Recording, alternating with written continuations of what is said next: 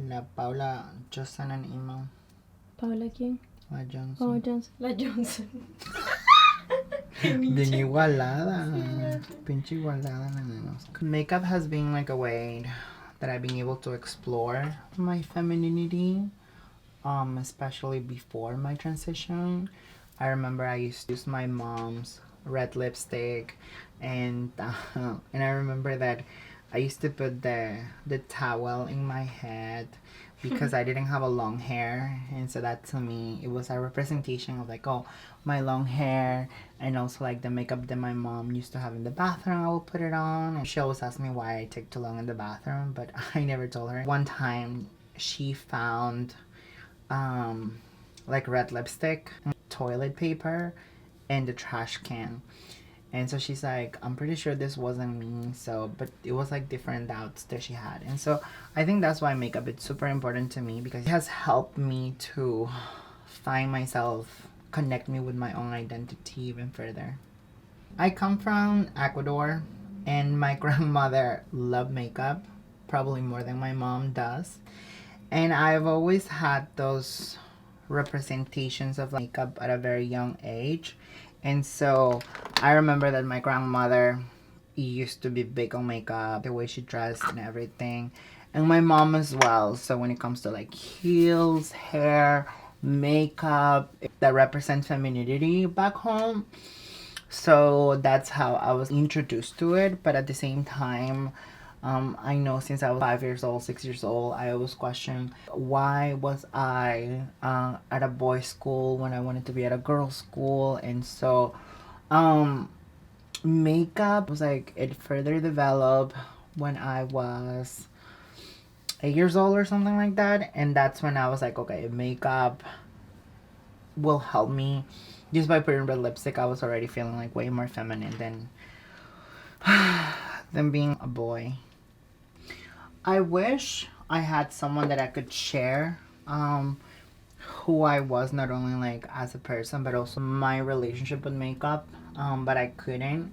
I come from like hyper masculine society where a boy is supposed to be do a boy things, and you're not supposed to cry. For women, you're supposed to be feminine and not to manly stuff. So I would haven't had the opportunity to share that with anyone, because no one will understand any of it, especially if I said that I was feeling like a girl when I was, in their eyes of society, a boy.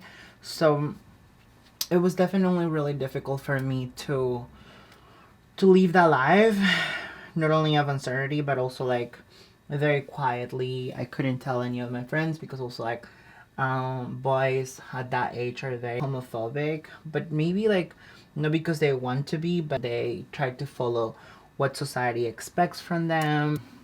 So for them to have a gay friend, or for them to be around someone like that, could also be bad for their own masculinity. So I never actually shared that with my family, neither my friends, because it was just like really hard for them to understand that. At that time, I didn't consider myself a transgender woman because the vocabulary wasn't there. At that time, I only thought that I was a girl in like a boy's body, and was like very confused why this was happening. And by boys there, I was being seen as a gay person, and so that's why they treated me. And they wouldn't understand like, oh, I'm a transgender woman, because first of all, like, that didn't existed, but also they wouldn't understand that was actually a thing. So it was really difficult to navigate that, especially without having someone that supports me. But I remember when I was 18, I was able to do a diva show. So I did makeup, eyelashes, and that to me was just a huge opportunity to learn more about myself, what I like, what I wanted to do for the future. I just feel like I finally found myself by wearing makeup and just looking more feminine and being accepted within like that environment as a girl.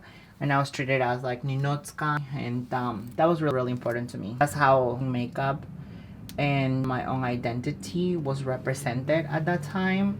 But before then, I'm pretty sure my gender identity were not considered at all before then. When it comes to gender identity and makeup and all of that, definitely I was scared at first to like wear makeup because coming from a society that is very machista, I was really scared to start the process.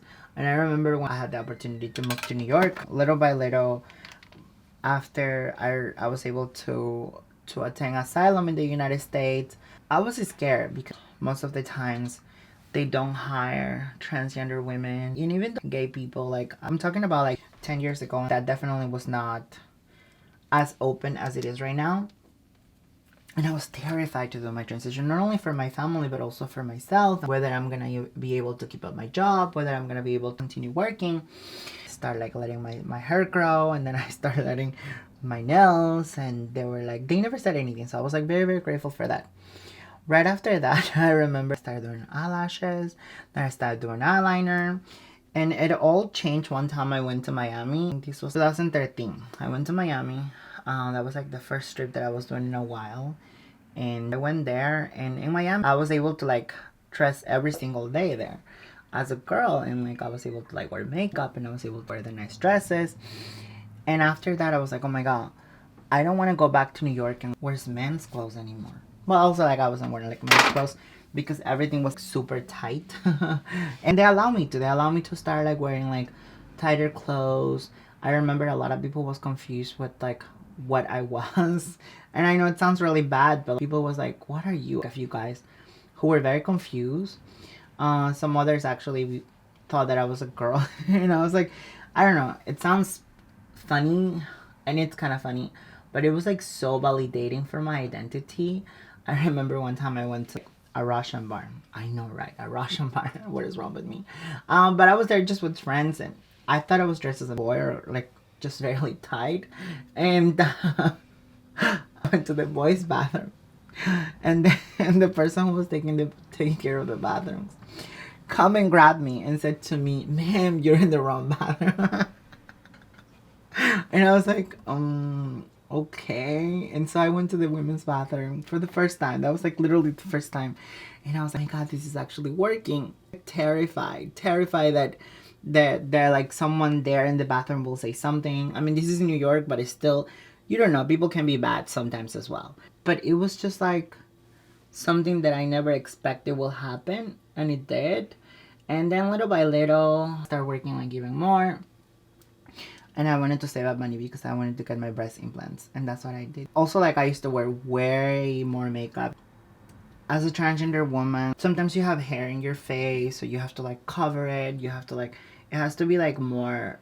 It's not just, like, you put a little bit of makeup and that's it. You're supposed to, like, wear, like, full coverage. And, but people allow me to in New York City, so I'm very grateful for that opportunity. Makeup will give you a platform for you to be more feminine in the eyes of other people because you associate makeup with femininity and with women right away, but that's not true, right? But as a trans woman, of course, not every trans woman will wear makeup, but I will say that in my case, first, I love makeup, and second, makeup definitely give me that platform to be more, I don't know, I feel more empowered, more secure of who I am. And I will say that if we think about like 7, 8 years ago, makeup was not as popular as it is nowadays. But now everyone loves makeup. Whether you're a cis woman, whether you're a trans woman, whether you're gender non-conforming, or a man who likes to wear makeup. It has changed a lot. I will say the makeup gave me the opportunity to fit more what society expected of me. I don't like the word passing because it's just bad in the community. But definitely in the beginning I have to wear much more just because I used to have a little bit of hair. Okay, fine. I used to have a lot of hair. And I used to have a lot of hair, and so before I did laser, you have to cover that with a thick coverage. I don't think makeup will ever make someone to decide they're trans just because they start wearing makeup. I don't think that has anything to do with it. I think makeup definitely helped me to continue my transition. Me personally, I'm not speaking on behalf of everyone because transition means different things for different people, and I know that everyone who wears makeup does not identify as trans. I think I was insecure not to wear makeup as a trans woman, but I learned how to embrace my insecurities. I know wearing makeup sometimes, and I think I was pretty okay. But definitely makeup really makes me feel so empowered and so powerful wearing makeup. That's like the main reason why I also do it. I don't think that I'm not empowered without makeup, but I think makeup gives me that extra confidence, and it's just so important to daily routines. Of course, I don't do this routine every day, but now that everybody wears makeup, it's just it has become normal for everybody to do it, which is pretty cool. Something we didn't have before.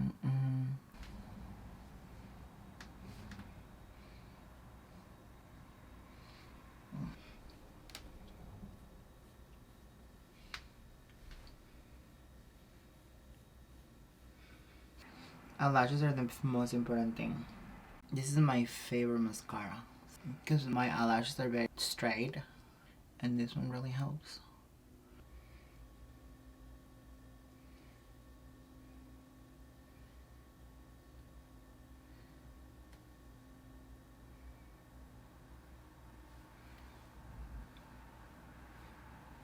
My relationship with makeup, it hasn't stayed the same throughout the years.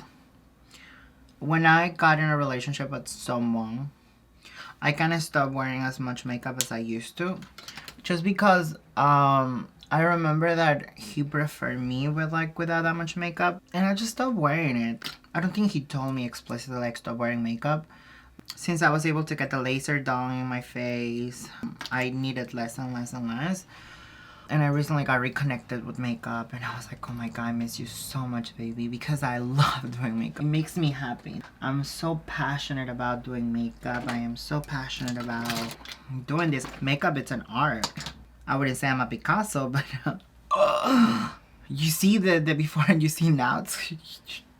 This is art. It's that good that sometimes I'm like, I don't want to remove it. I'm gonna stay for a while. I always do it for myself.